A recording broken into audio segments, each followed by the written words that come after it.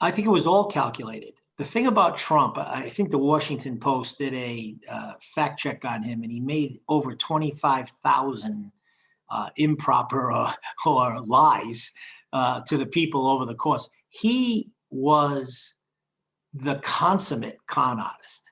He knew that the mainstream media could not report. The New York Times, the Washington Post, the local newspapers could not report what he was saying because it wasn't factually based. So he had to find another mechanism. And he's the first politician in the history of America to be able to run a concurrent campaign through social media on his own terms. He didn't, like, as much as the Washington Post and New York Times bashed him, that fed his dialogue, which was, you can't trust them. The press is not to be trusted. They're not going to tell you the truth. I'm the only one that can tell you the truth. And then he ran it through the social media so often that it became, for his supporters, it became the truth. We can't have a functioning country without at least some subset of operating shared facts.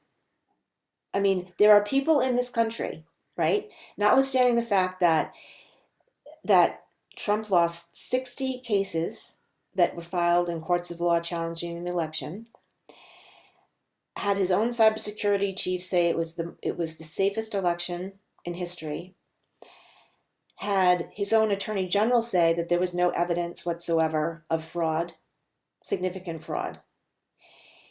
People in this country still believe that the election was stolen, and that's why those people overtook the Capitol and tried to stop the voting process, the certification of the vote. Those platforms that allowed groups like Red Succession on Facebook, where they were actually plotting this event and weren't taken down. And, Trump, before, during, and after, setting up people psychologically to know that if he loses, the election was rigged. I mean, all of that amplification and spread of misinformation is happening because digital media platforms are allowing it to happen. That's got to stop.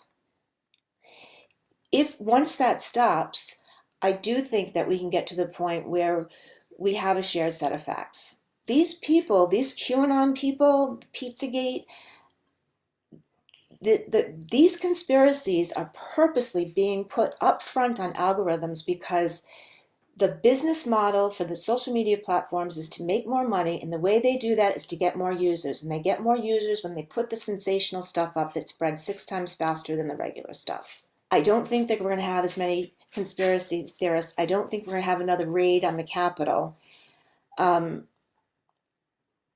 the sole purpose of stopping our election, a peaceful transition of power. I mean, these people interviewed after the fact because they're going to be, taken to court now and tried, they were there because of Trump. They think Trump has now sold them out. I feel bad for these people, quite honestly, because, they were manipulated in a number of different ways, but slowly over time, they were manipulated into believing what they were seeing, no matter how crazy it appeared. And they felt that it was their duty to overthrow this election that was stolen. Not one piece of evidence. None. It's mind-boggling when you think about it. And so, I mean, thank God, but by a thread that our institutions worked. And we're all here and we didn't have a civil war.